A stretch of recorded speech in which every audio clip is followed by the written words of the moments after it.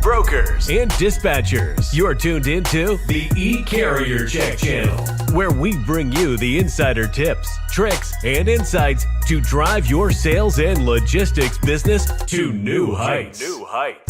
Each week, your hosts, Jared and Nate, sit down with the top professionals in the industry, diving deep into everything from prospecting and cold calling to maintaining carrier relationships and maximizing your bottom line. Learn real-world strategies, hear success stories, and get actionable advice you can implement in your business today. So buckle up and get ready for an entertaining and informative ride. This is the eCarrierCheck channel, your source for can't-miss logistics intelligence. Stay tuned.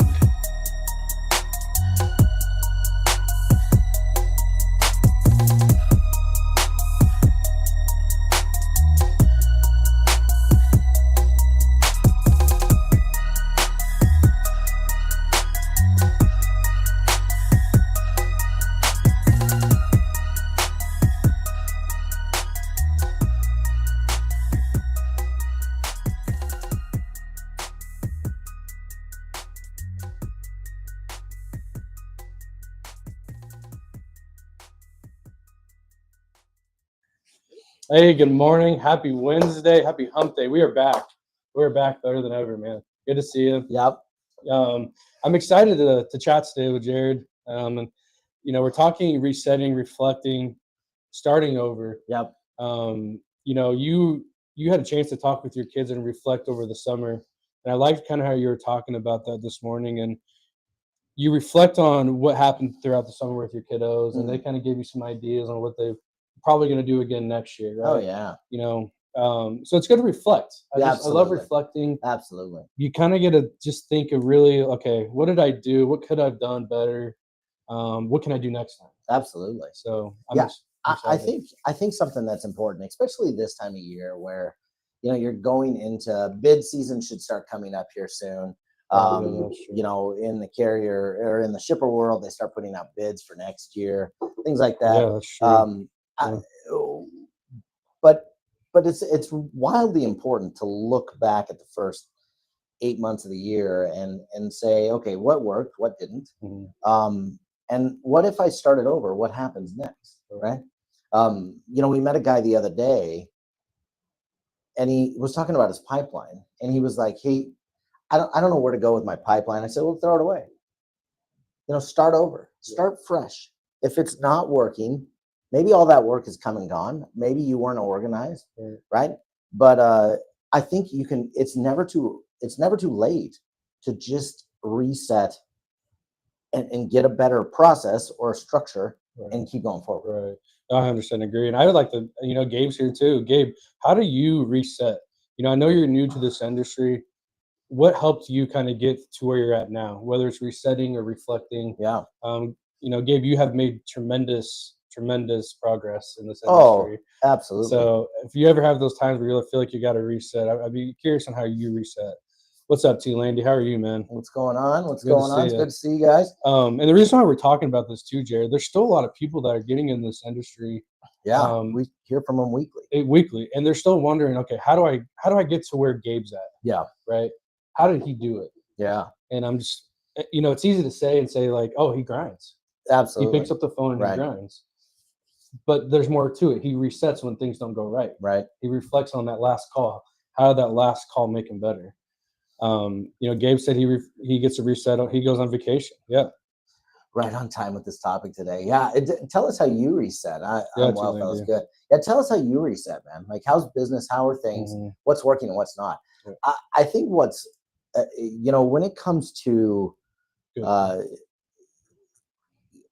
getting kind of moving in the right direction, right? My kids are kind of at a point where they're about to start school. We start Friday of this week, and it's kind of interesting to talk to them and go, okay, what did you enjoy about your summer, and what are you looking forward to with school, right? And I think it's important that you ask yourself that same question: what is it about this job that gives you motivation? What's your why? You know, why are you going there? What are you doing? Now, my kids don't have a why. They just are forced to go to school, right? They're 14. Dad said so. Yeah, Dad, you're just going to go, big guy, you know?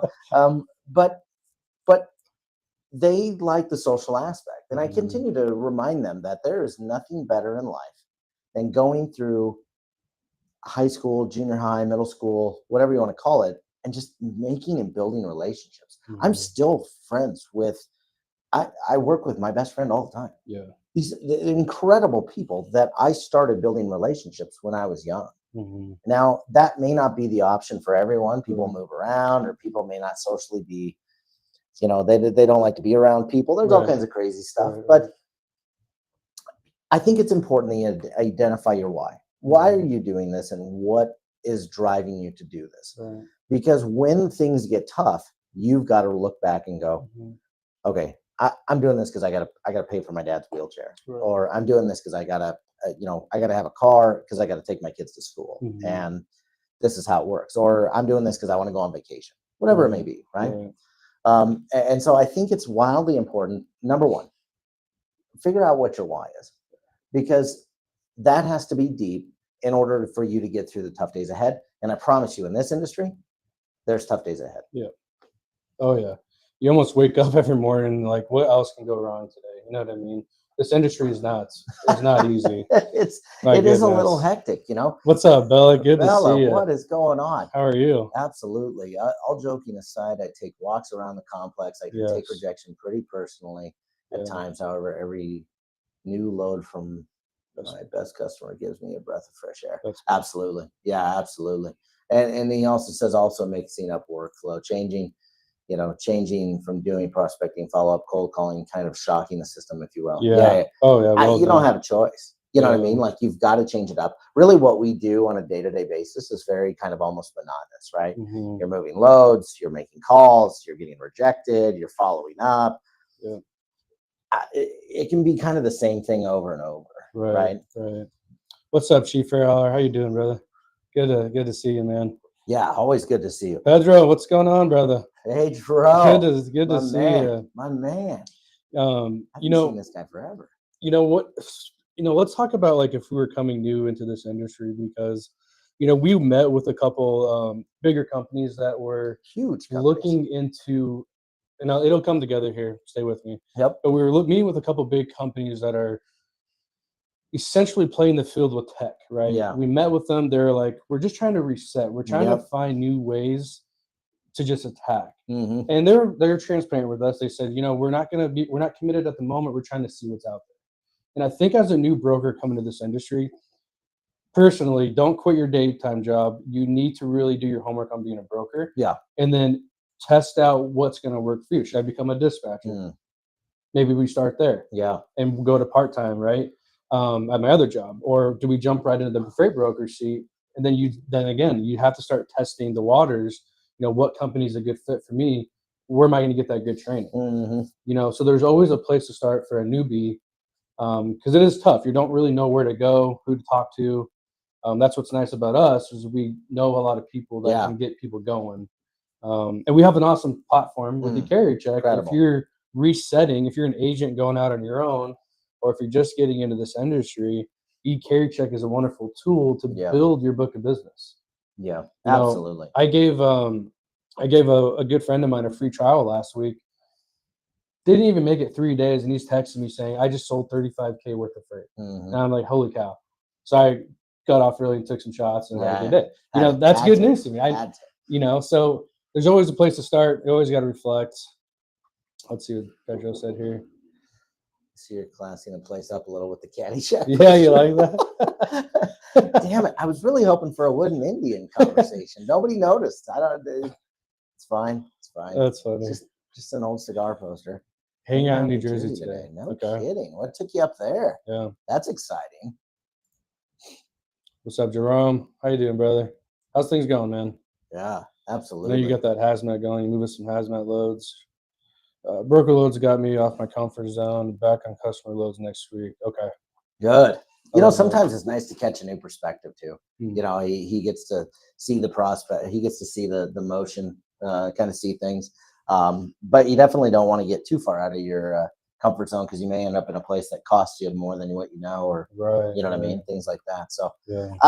back to where you're at, though, I think a lot of people are trying to either A, reset, or B, catch up with what they feel like is this kind of fast-paced kind of, just the river is moving so quick, right? Everyone's tried to spend a lot of money on these high level platforms, like, and I think when you're resetting, I think the first thing that you need to do is do a tech reset at the same time, Okay. right? And you need to look at it and go, okay, what do I have that's keeping me organized? What do I have that's keeping me, a good reminder aspect? A CRM is wildly powerful, right? And how do I find people? And then from there, how am I booking loads, or how are people communicating with me, right? And all money costs. So if you're not getting, a 2x, a 3x return from all of your tech, then you need to look at it in transition, right? And so first and foremost, when you're getting into new tech, read the contracts and make sure you're not getting stuck for 3 years, right? That's a murderous situation. This is why we're month to month, and we stand behind what we do, right? But when you're trying to reset, you got to find your why. The second thing you have to do immediately is figure out how to get a good baseline to be able to scale yourself, right? And I think that's probably the more important aspect here is, all right, I need a reset. I got to have a good tech reset. And then I need to be able to baseline things, right? Yeah. And so that's huge. I'm laughing at Gage because you're talking tech resets. And Yeah. What do you say? I love his humor. Let me see if I can pull it up here. Of course course, you he guys doesn't say you need a tech reset. Okay. All right. But you know what I mean? Like the company we just met with, who, Yeah. by the way, is like, they're half Okay. a billion in top line revenue, right? Mm-hmm. This company has spent a shit ton of money on the big sourcing platforms. Huge, right? I'm not going to name names. I don't need to. But when it comes to trying to find a prospect's email or phone number, or all that's out there. Mm-hmm. You don't need to pay for that money, that Zoom info. You don't need to pay for that when ChatGPT is doing what it does, right? Yeah. But the golden ticket isn't necessarily all the tech.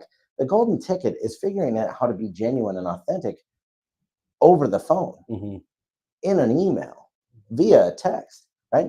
Those are the golden tickets. So your salespeople not working out, well, it's not that you're not providing them the tech. They just need to be retrained on how to communicate over this, right? And so when you're resetting, maybe the reset is this guy a good sales guy, or is this guy a good carrier operations guy, right? Try to find their strength in what they do. You know what I mean? It's interesting. My wife just went back to school this week, right? So she's a school nurse, and they had her do the Gallup Strengths Finder test. Okay. Right. And I think I've done it a couple different times now. It didn't really change, right? But it was interesting to read her results, and I was like, yeah, this is you. This is you in a nutshell, right? But I think identifying your strengths and knowing when and where to get out of your comfort zone. Chief Ray Dollar talking about, hey, I took some brokered loads, get out of my comfort zone this week. I think it's important that you get okay with being uncomfortable, because you're going to get put in weird situations over the phone, in situations with a carrier conversation, right? We got put into, a buddy of ours put into a weird situation with some power only stuff this week, right? And so we helped him walk through that and talk through that. But he was in definitely an uncomfortable situation. But that uncomfortable situation grew him this week. He learned something this week. And so I love when you look back at 6 months and you look forward at 6 months, well, what made you uncomfortable and what did you learn from it? And what's something that you can do this week that's going to make you more uncomfortable and that you can learn from? Because I don't think change takes a long time, but change can just happen in the moment you decide to make sure that you're changing, right? Like it can happen now. I'm changing the way I do things. You met the guy that ever did a diet? That did what? Yeah, like a diet. He's like, I'm going to do a diet, right? Those people are wildly determined to lose weight, right? And then there's the guy that just loses motivation in 6 months, 3 months, 4 months. He's got to reset. He's got to do what we're doing today. We got to start over, get our mindset right, get the processes in place, and get going again. Mhm. We got to do the same thing. Yeah. No, I understand. I agree. That's well said there. I guess see what Gabe said here. I've been using AI a lot more since your live stream on Yeah. the AI tools. Yeah, it's You know- it's weirdly helpful. You don't have a choice. If you guys aren't doing it, instead of taking lunch, I'm working while eating now, working on my lunch hour. Mm. God, just make sure you like don't get it on the phone. You know what I mean? Like if you're getting food on the phone, that's awkward. I'm kidding. Get some free time though. Yeah, I I know, love. exactly. I know you go for walks around the building there, but that's the worst one. You gotta eat during your I've been during your leaning more work. into the tech I already have. I learned I had 3 different programs that I bought to do specific things, but one has the ability to do it all. Yeah, exactly. Right. Yeah. Just because people are in this AI space, they may not understand that automation and things like that can make you more powerful as a solopreneur, as a person of one or a small team, right? Yeah, I think one thing too, and I'm not speaking for everyone. Okay, I'll speak for myself. Yeah. Sometimes change is hard. Oh boy. You know, Yeah. it takes time to find out what can I change to. Like if it's not working for me, where can I go? You know, Right. so it makes it hard to find that alternative, whatever it may be. But change is not easy. Yeah. Whether you're changing your doctor, Right. but you're like, who am I going to find? How can I find another good one, right? Or, you know, I don't know. Change is hard, and it Right. can be very stressful. Right. You know, if you're leaving your company to become an agent, that's a big change. Oh yeah. Huge. You know, and if you don't get to take your book of business to where you go, now here's a bigger Now what? change. We're Right. starting over, Right. right? And I've talked with a guy last week who he just went out on his own, and like I said, he just landed 35K worth of freight. I know. You know, things are going okay. Yeah. Yeah. Things happen, but you know, I do realize that change is very stressful and that sucks to do. No, No one it's likes terrible. to change. Yeah. You know, so you talk about being comfortable with being uncomfortable. It's so easy said than done. So if any of you guys are struggling with any of that, meet up with us. Yeah. No judgment zone here. Yeah. We don't care. Trust me, I think we have probably worse stories than Oh, yeah. anyone watching. Yeah. But you know, we love to help you get uncomfortable and be comfortable Yeah. with it. You know, so Yeah, some of the people get It's- kind of caught up in where things are going with AI, with things like that. Or, I got a buddy that just messaged me that I used to work with out in California, and he said, "Hey, I'm going to become a realtor. What do you think of this?" And I said, "Well, if you feel like you can do that," and he goes, "Well, what if there's no realtors in 5 years?" And I'm like, "Well, what if you don't live till tomorrow? Let's just move. Let's not focus on what happens in 5 years." You and I weren't talking about what we were talking about 4 years ago when we started the show. Right. Guess what? We're still here. Right. We're still doing what we do. We show up every day, try to impact people's lives, try to help, right? And sometimes we just look for validation, right? Like, you know, it's like, hey, Jared, should I be doing this? And like sometimes, like maybe I know already, but I just want to hear you say, yeah, dude, we should do this. So, let's get it done. Yeah, sometimes you just got to talk to someone, you know. Absolutely. Notepad with me at all times. I do too. I'm a notepad guy. I'm 43 friggin' years old. I love notepads. I don't know what to tell you.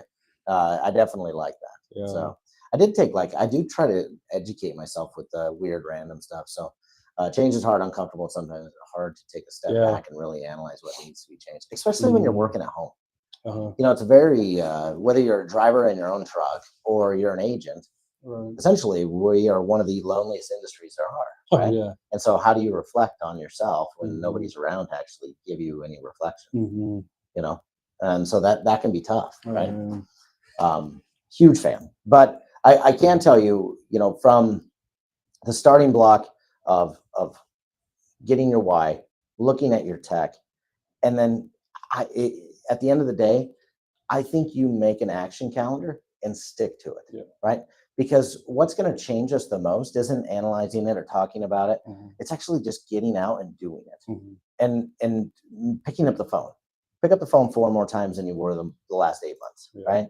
Pick up the phone, make more calls, make more emails, make more letters, whatever it may be. Action for the next 4 months, if you keep your head down and grind, is going to help you start, because it'll give you a baseline of what not to do, what to do. It'll help build relationships, and you'll just get better at what you're doing, right? And so I think that's probably the key thing too. When you start over, you've got to be willing to jump in and do that. The same guy that did that diet, guess what he was doing every day? He was riding a bike, right? He was riding a bike, and he was riding it as fast as he could for friggin' compound interest over a 6-week period, and boom, he lost the weight, he met his goal. There it is, right? So At the same time, the guy that landed 35K in freight, he was doing an action item every day. So I think that making sure you're keeping track of what you're doing is first thing. So you need to follow that, hey, I made 10 calls, I got 3 sit downs, or I made 10 calls, I got 5 emails, or I made 10 calls and I got more contacts. Whatever that is, you need to continue to measure it, because you can't measure it. If we sit down at the end of the year and talk about how the last 4 months go, you can't measure what you don't know, right? And so making sure that you start an action plan of every day I'm going to do this. I'm going to time block. I'm going to get on my computer. I'm going to put in to the technology what I'm going to get out, because what you put in, if it's crap, it's not coming out, right? So throw away that old tech, lean down, and start making action items, because that's the important thing. Yeah. So No, well said, man. The hardest thing too is when you have that time block, and then when shit goes south, and you're like, here we go. And that's part of the industry. Oh, and it's that's why the resets are there. Go for a walk when something interrupts your scheduled plan, right? Get back on that groove. We're pulled in so many directions in this industry. And it doesn't matter if you're a carrier, because you're trying to find the next load, or you're trying to make sure your paperwork's done, or your invoicing is done, right? Or you're a freight broker that making calls, keeping up with the people that they're currently working with, but also trying to find those new people, right? And if you're a soup to nuts freight broker, those are the guys that are trying to find trucks, doing check calls, all those things. Anything you can automate is well worth your time to scale you up, right? So if you're looking at your tech stack right now, maybe the tech stack isn't about how do I find better leads, more qualified leads. Maybe the tech stack is how do I become more efficient with what I'm doing, right? This is the reason why we have our sourcing platform. Instead of calling 100 trucks on eCarrierCheck, we try to get you to call 20. We want you to be as efficient as possible when it comes to carrier sourcing. This is our focus. This is our number one focus. We've been incredible at it, right? That same thing can go with prospecting. Why make 100 calls when you can make 25 phone calls to these people that you specialize in and know that they have that type of freight, right? So look at efficiency software as well. When you're asking, well, can I get his email and his phone number? That's important. Where's the efficiencies come in? And how do you automate more and more, right? So it's important to keep track of that stuff. And it is hard to kind of let that go and not keep track. So, no, that's really good insight. Very important. I like that. Gabe, appreciate that, brother. This is why we started the channel. If we could help one person at a time, that's awesome. That's all we care about. Me for sure, I was kind of like tossing up in there if we should do this or not. Because, there's always the comments that we get, right? And it's like getting getting hung up on the shipper, right? How do you just laugh it off? Right? We see some comments. You should, if you go through some of our videos and read through the comments, some of them are insane. Some are kind of insane. Like, we're just trying to help people, right? And some of the people that comment are ruthless, but we just laugh it off. You have to. You have to. You can't take it personal. It is, and that has helped me. There's always haters. No, for sure, for sure. So, but we appreciate that, Gabe. We appreciate you too, brother. It is a numbers game at the end of the day. Absolutely. 100%. Yeah. It's all about relationships. What won't change in 5 years with all this automation, with all this AI, relationships will come and go, but there's going to be a lot of important aspects too. Oh gosh, when shit hits the fan, they need a person. Exactly. Right? And I think that's important to kind of keep in mind as we continue to automate, as driverless trucks continue to hit the road. I saw they opened up a new lane at night, doing all kinds of crazy stuff. Relationships are still going to matter, and your personal brand is going to still matter. And that personal brand can just be at a local level. It's not YouTube here. It could be at a local level where you're calling anybody in your area. Everybody knows who you are, and you're just a continual follow-up kind of guy. Right. Yeah. Those relationships that you have now, I think you should exhaust them. For example, let's say if you're moving a bunch of flatbed freights, for your customer, and let's say they do some drive in, I would probably talk to them, call them today and say, hey, is there any support I can give you on the drive-in? Even if you don't do drive-in, hit us up. Let's help you find those drive-in carriers and just build more relationships. Absolutely. So if you guys are trying to look for more business, I think you should exhaust your relationships right now. Your current ones. Current ones right now. And then just kind of figure out where you can just be an additional support to that team. I like saying the word support because you are supporting their company. Yeah, absolutely. A lot of you know, a lot of shippers just coming, oh, you just want my money and like, you know, you want transactional. It's like, no. I want to support your company, and this is how we can do it. Yeah.